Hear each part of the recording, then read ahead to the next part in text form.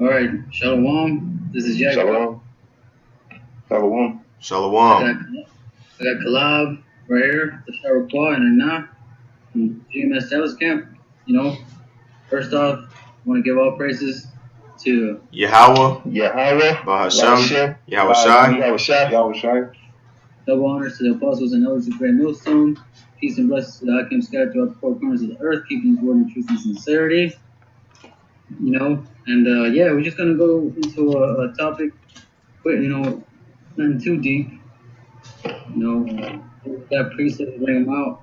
Just going through how the second Ezra is chapter 8. Ezra was inquiring about the 2/3 pretty much. Asking him what's going to happen to them. Here I'll tell you real quick. Just get it started. Want me to read it for you, brother? Oh, you got to go ahead. You talk about 8 and 55, or you want me to start up some? Yeah. You start at 8:55. Just get to the point. Okay. This is Second Ezra chapter 8, verse 55. And therefore ask thou no more questions concerning the multitude of them that perish.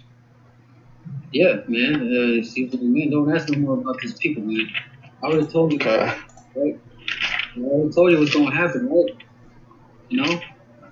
Go ahead.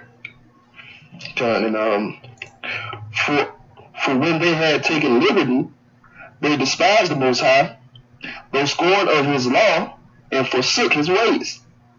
Yeah, man. How many times has Israel done that? How many chances have they done? Okay. We got and there's other books. Nehemiah. There's so many chances that the Most High gave them. It even said in the scriptures, and again Israel, took away the Most High. Roughly paraphrasing, and how many times that you can read how many times that I said that, and again Israel did this, again Israel did that. Right. They took that liberty, man. Like we were talking earlier. They were premeditating on sin. Already having their sacrifices ready. Even today. They already got. You know what? I'm gonna go to the club and do this and that. I'm gonna do that. Tomorrow I'm gonna do this. I'm gonna go to church and I'll ask for forgiveness for Jesus and I'm good. Right. That's how they do, man. Like they take it, like you said, they have already in their mind what they premeditate to do. Then they're like, well, I'm gonna do this for 4 days. On the 5th day, I'm gonna go and repent. You know what I'm saying? Get my stuff together before before Sunday. So on Sunday, I'll be all right. You know what I'm saying? Come Monday, of course, I'm back to doing the same thing. These are just small examples. Why? Why the Most High was like, man, just don't ask me no more about these people, man. Right. Hey, if I could, I would like to go into that Psalm 14 too. Okay, go ahead. You want me to read it for you, brother? It says, Yahweh, this is Psalm chapter 14, verse 2. It says, Yahweh looked down from heaven upon the children of men to see if there were any that did understand and seek Yahweh. Right? And 3, it says, they were all gone aside. They are all together become filthy. There is none that doeth good. No, not one. Not one. Yeah, it said not one. Oh, go ahead, select. Oh, well, I just want to, so whenever you how about Shimon Hawashai, whose eyes are 10,000 times brighter than the sun, is looking down upon the men, of the earth. Mainly the nation of Yasharala.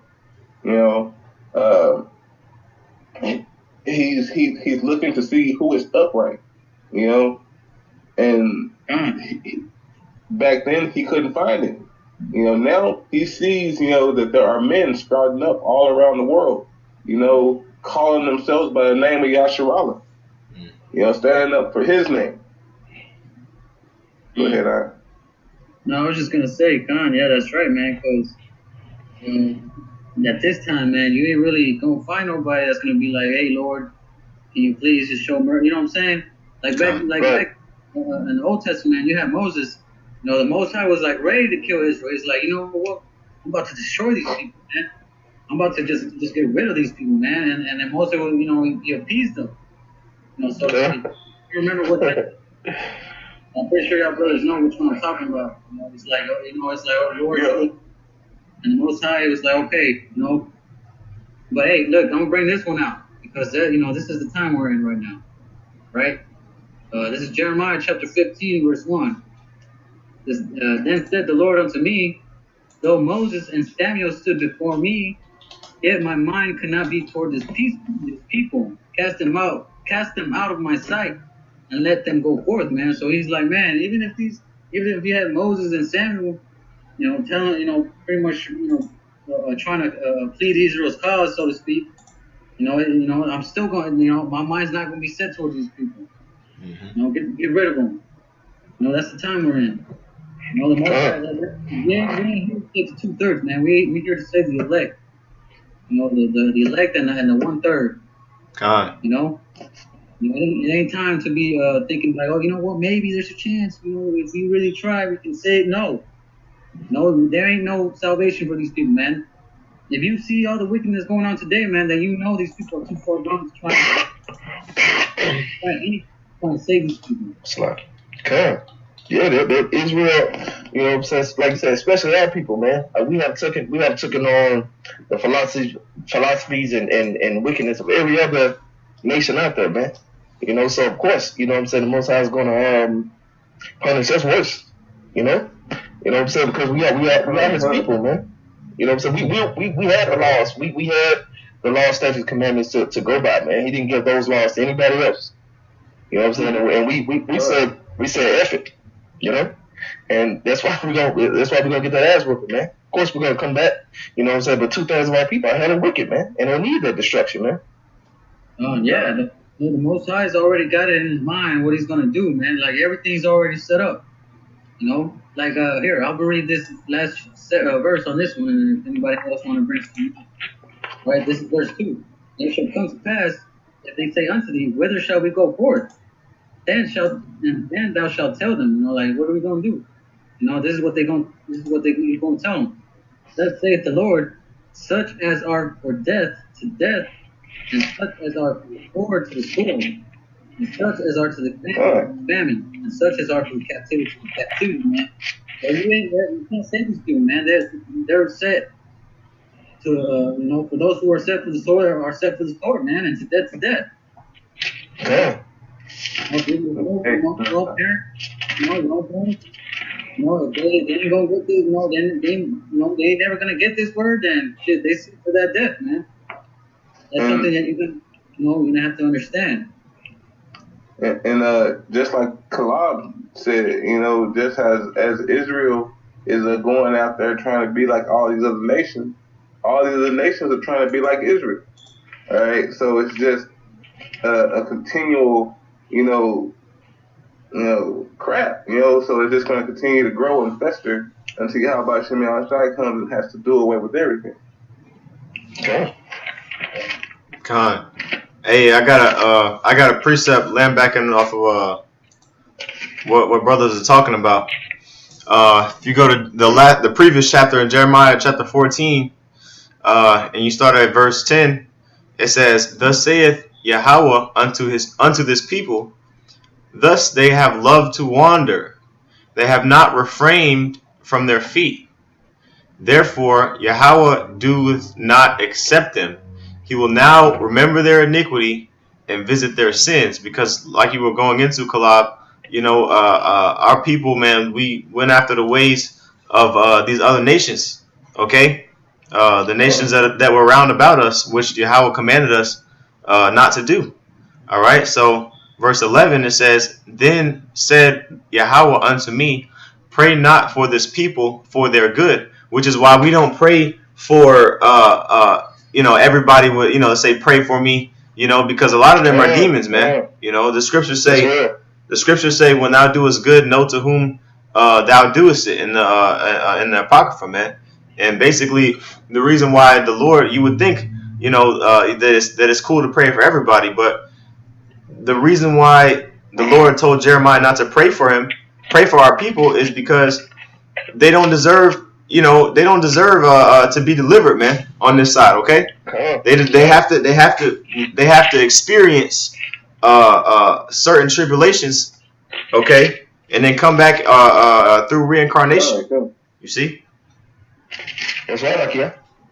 Hey, I got a precept from Beautiful. Salaki. Go ahead, bro. I got a precept for Adnan's precept.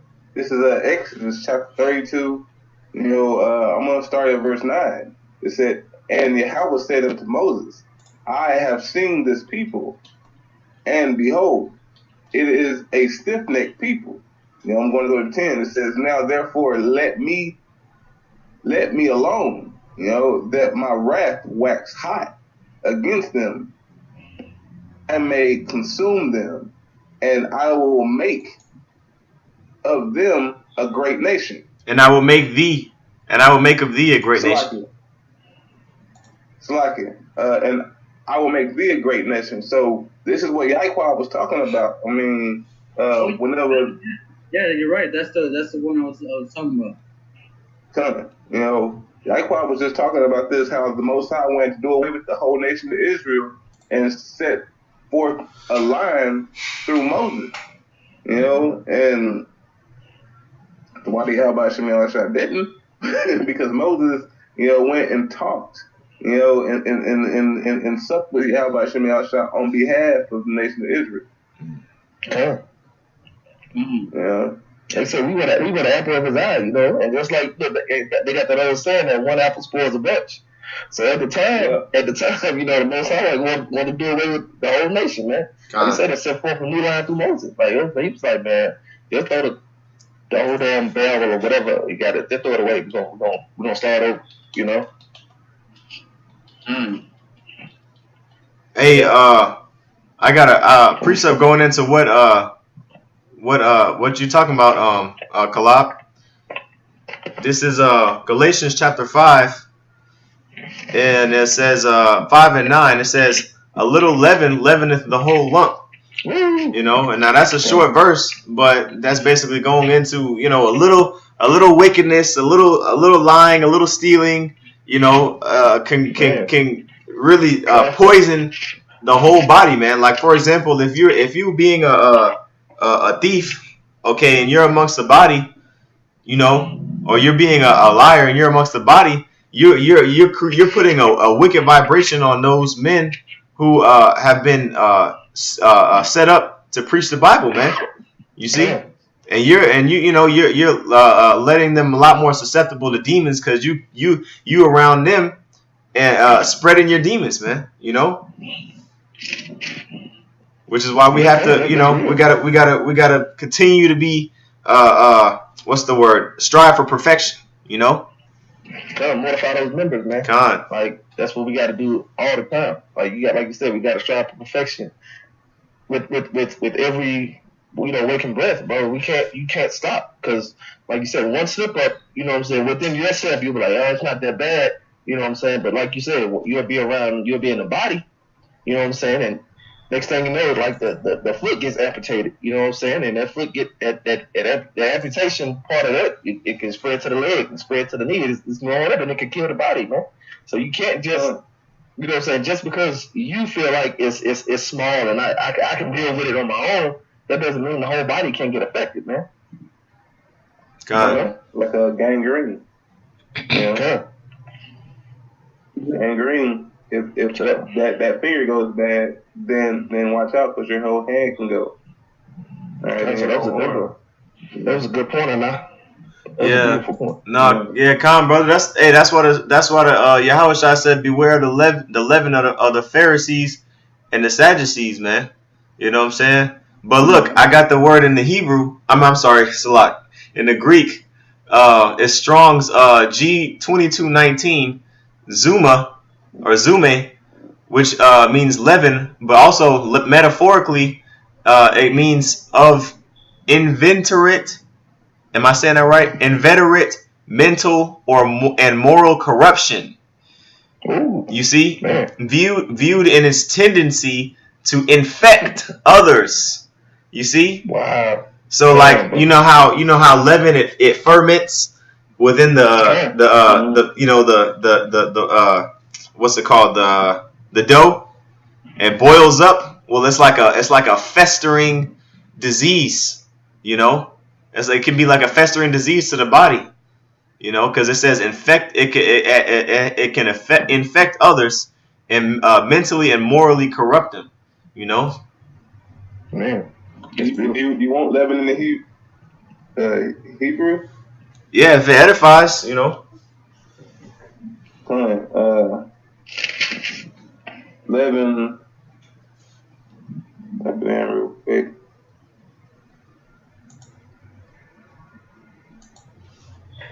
I don't think that's the right word. While you find that, I got a verse real quick. Go ahead. This is Jeremiah chapter 5, verse 1. Run ye to and fro through the streets of Jerusalem, and see now, and know, and seek in the broad places thereof, if ye can find a man, if there be any that execute judgment, that seeketh the truth and will pardon it, man. You know, which is what we do. That's what we do out hours and hours, man. We're out there seeking the streets of Jerusalem, man. Seeing if there's anybody. That's right. You know, that seek the judgment and seek truth. God. Verse 2. And though they say the Lord liveth, surely they swear falsely, man. You know, you got guys out there that be like, yeah, man, you know, God bless y'all. Yeah, I believe in God, and all praises to God and Jesus and all this. You know, they swear falsely. They swear falsely. You know, they ain't down to get down. They ain't down to be out there like we are. You know, they ain't down to read the scriptures, be diligent in the street. You know? That's true. Yeah. You want to say something, Claude?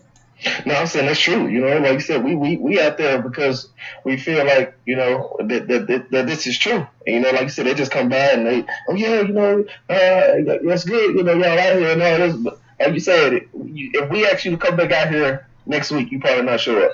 You know what I'm saying? If we ask you to come out here Tuesday or Friday, you might not be here, bro. So yeah, don't sit here and just like, oh yeah, you know, I big y'all up. You know, like I said, the brothers do that. Like I said in the scriptures, don't give them Godspeed either. You know what I'm saying? Yep. Like they can say that, you know, hey, you know, God bless y'all, man. You know, but you don't have to say it back, man. You know, like just let them go. Because like I said, if you ask them to be there next week or another day, they won't show up. Man. God. Yeah. I got a little more on this. Verse 3. O Lord, are not thine eyes upon the truth? Thou hast stricken them, but they are not grieved. Thou hast consumed them, but they have refused to receive correction. You have made their faces harder than a rock.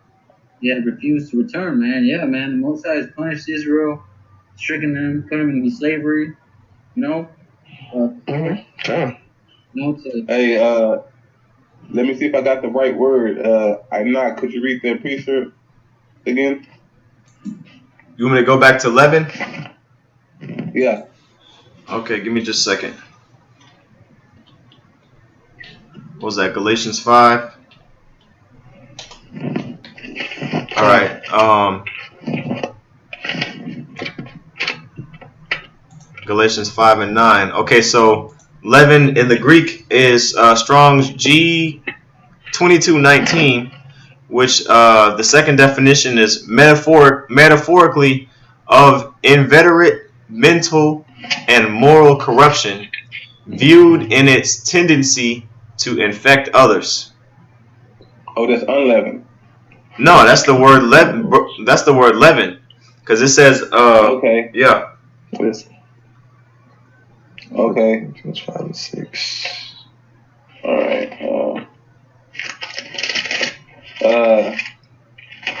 This is H6999. It's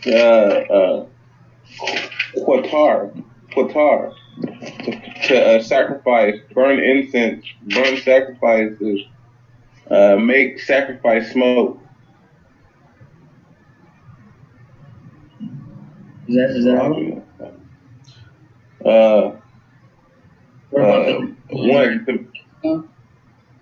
to make sacrifice smoke, to sacrifice, to put the smoke. to burn. Leaven, you have to cut it out. I mean, or not leaven fit the whole lump. So therefore, if it's leavened bread, and you're not supposed to eat leavened bread on that day, you must, burn. You must toss it out your house, right? Like on the Salaki, on the not Passover, but on the I'm getting my days mixed up. No, you talking about the Passover when you eat the lamb and you're not supposed to keep it. Bread. You're not supposed to keep it after a certain like 24 hours or the next day or the day after that. That's the feast of unleavened bread. What you talking about? Yeah. Yeah, feast of unleavened bread. Mhm. The water. Yeah, man. But basically, a little leaven leaveneth the whole lump. Basically saying a little wickedness, man, can poison the entire body, man. Like for example, when you had a wicked king in Israel, let's just use what is his name? Ahab. Ahab. He did more wicked than all of his fathers, man. When he was set up as king, he basically set up idols. He worshipped and sacrificed in high places, man, and he caused the entire nation of Israel to go off. You see, and so he ended up paying for that, man. He ended up paying dearly, which is a perfect example of a little leaven leaveneth the whole lump. You know. Okay, like it says in First Corinthians, man. If I'm not mistaken, like chapter 5, it asks you to purge out that old leaven, man. Yeah. You have to let that go. So like you said, because you don't want, like within the body, you don't want that wickedness you did to spread throughout the whole body, man. So purge out what you have, man. You know. Okay, so that's what that means.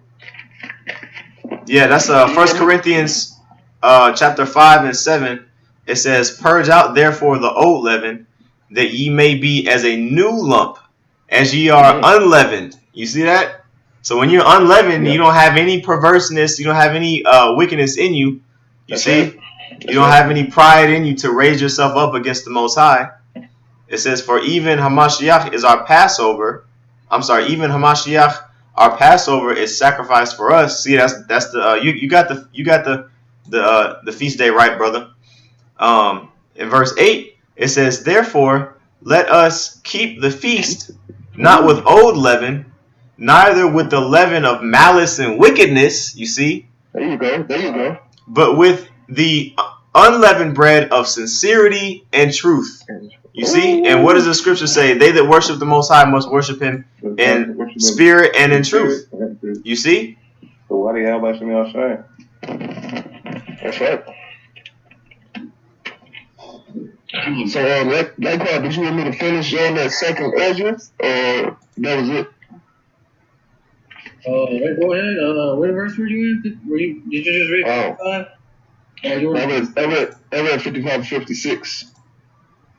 Okay, yeah, go ahead. Actually, yeah, there's more to it. Okay, second Esdras chapter 8, verse 57. Moreover, they have trodden down his righteousness, and they said in their hearts that there is no God. Yea, and that knowing that they must die. Yeah, man, ain't that Israel today, man? No, that's a lot of Israelite. That's there's many examples we can give. Yeah, many. Yeah. I'm gonna go to Zechariah chapter 13, verse 8. You say you got a piece of I'm gonna go to Zechariah chapter 13, verse 8. Okay. Go ahead. It's Zechariah chapter 13, verse 8. It says, "And it shall come to pass that in all the land, saith Yahweh, 2 parts therein shall be cut off and die, but the third shall be left therein." It says, "And I will bring the third part through the fire, and I will refine them as gold." And I will refine them as silver is refined, and I will try them as gold is tried. They shall call on my name, and I will hear them. I will say, it is my people, and they shall say, Yahweh is my power. Yeah, man, going into man, they're gonna be trying to refine. You know that 1/3. God. Yeah, that one. But that 2/3 gonna have to take that L. You got to take that L and be brought back through the loins of the 1/3. And the 144,000. Yeah, God. That's lucky. And wouldn't that be wonderful if your father was one of the 144,000? That would be a joy, especially in the kingdom. Hey, why do you have about Shimei Shai? Yeah, man. Shit, Colabi, you want to keep reading on that, man? That'll prove that point. Oh, sorry if I want. No, you're good. Yeah, you good, huh? Verse 59. For as the things aforesaid shall receive you, so thirst and pain are prepared for them. For it was not his will that men should come to naught. It wasn't supposed to be like this. It wasn't just right. Man, you're just gonna be destroyed. See, you know what I'm saying? But hey, like it says in the next verse. Go ahead. Verse 60. But they which be created have defiled the name of him that made them, and were unthankful unto him which prepared life for them. Yeah, man. The Most High created this, gave you the world, gave us the earth, he set up, the universe for us, the stars and everything, and after all that, man, we were still unthankful. We just gotta really think about that, man. Like the Most High created everything for us. And we took that shit for granted, or not that shit, but we took his creation for granted, and that's right. And twisted it, to we can swing to the left hand, we start worshiping other idols, And just look where we are right now. Look at the nation of Israel as it is today. Going through all that, all that folly. They chose to go through that. Then how about Shimei chose to curse them. Hey, Club, if you want to read that next verse. Yeah, come, definitely. Verse 61. And therefore is my judgment now at hand. These things I have not showed unto all men, but unto thee, and a few like thee. Right, go ahead. Then answered I and said, Behold, O Lord, now hast thou showed me the multitude of wonders which thou wilt begin to do in the last times. But at what time thou hast not shown me? Yeah, like I said, man. I have not shewed all these things unto thee, or not unto everybody, pretty much, but unto thee and men like thee. Okay. Like this understanding. Hey, yeah. No, you're good. Hey, I was just gonna go into just like Ezra. Whenever the Most High showed Ezra everything, Ezra was like, man, where am I gonna be in this? Because the Most High, gave him, everything that he wanted in dreams and in vision, and Yahweh Shemel Shai, was like, okay, here's the wisdom and knowledge. Now Ezra was like, what's going to happen to me now? How am I going to make it through this? Going into what Kalab is reading. Could you read that again, Kalab? Verse 62. This is 2 Ezra chapter 8, verse 62. These things I have showed unto all. I have not showed unto all men, but unto thee, and a few like thee. Then answered I and said, Behold, O Lord, now hast thou showed me the multitude of wonders, which thou wilt begin to do in the last times, but at what time thou hast not showed me. Fine, man. Like in the last times, or in the last days, man. And that's where we're in right now, man. Yeah, man. And it's time to be worried about the 2/3. God. Right now, what's going into, man? The little living this month. We can't. You gotta. We have a infection in the body, man. You gotta take it out. That's right. You ain't no time to try and heal that. And there's been a lot of brothers, we're not brothers now, but a lot of guys have been taken out of the camp, because they were a big infection to the body, man. That's why this is the time.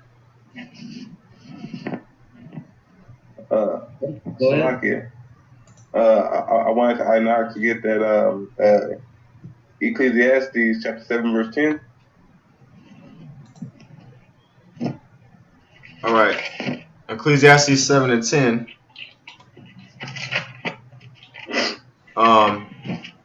This is Ecclesiastes chapter 7 verse 10. It says, "Say not thou, what is the cause that the former days were better than these? For thou doest not inquire wisely concerning this. Wisdom is good with an inheritance, and by it there is profit to them that see the sun." Wisdom is good to them that has an inheritance.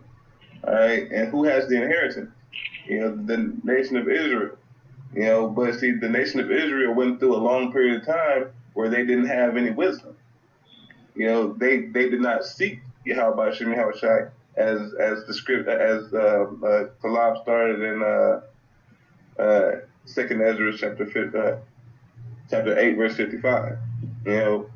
And it just links up so well, with that 62 also, because Israel went completely off. They only had certain men, set up to receive, the word from Yahweh through Yahweh.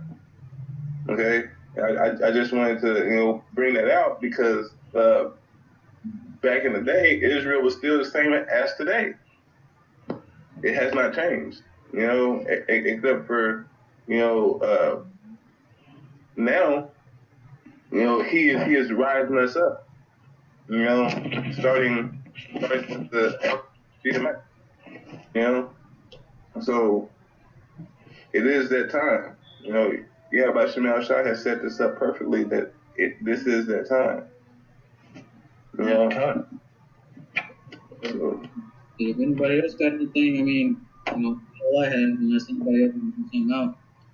Con, yeah, I had one if I may, if we got a little time. This is when Yahushua made himself known unto the disciples again, and I believe they were fishing and the Sea of Galilee. And if you go down to the 20th verse in John chapter 21.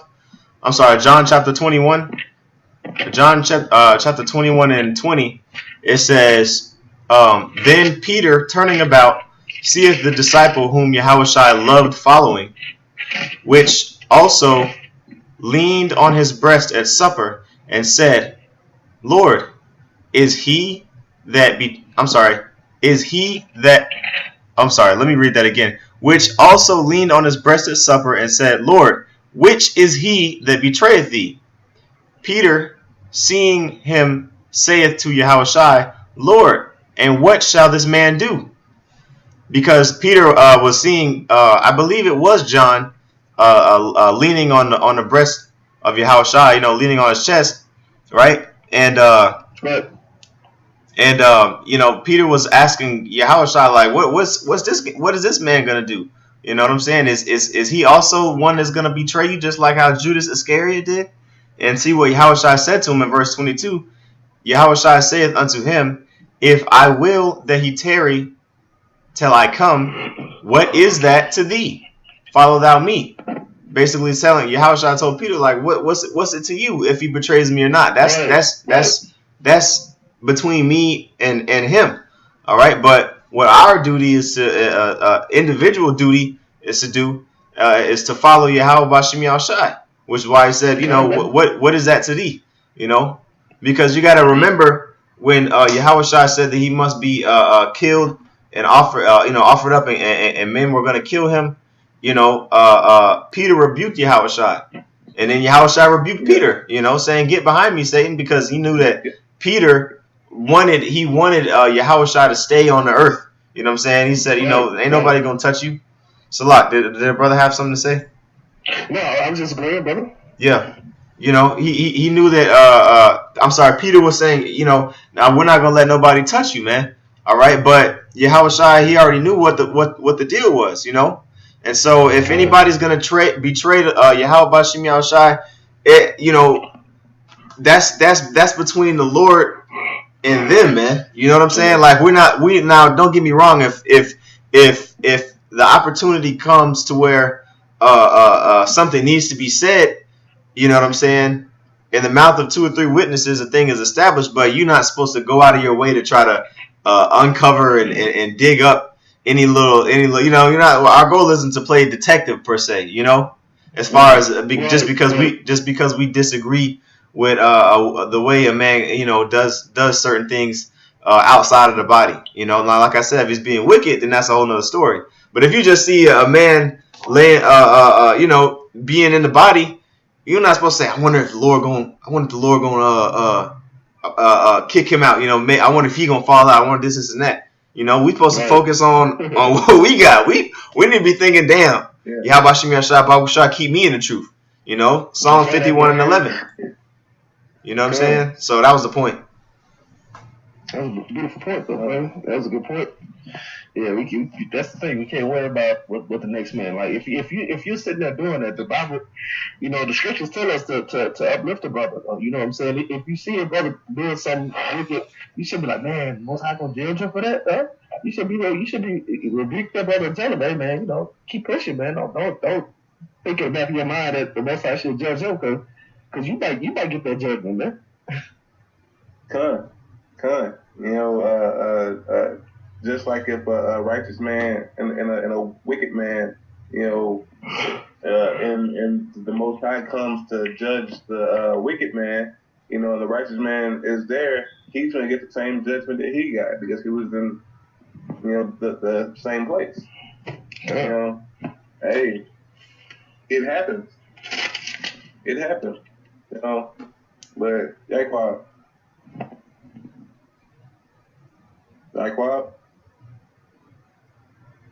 Like how it's going out. Yeah, I think his screen froze a little bit. Yeah, I'm thinking the screen froze. Yeah, kind. Hey, but man, look, did brothers have any other precepts? Nah, I can't. No, I didn't have anything else. Kind. Hey, well, I believe the point was made, man.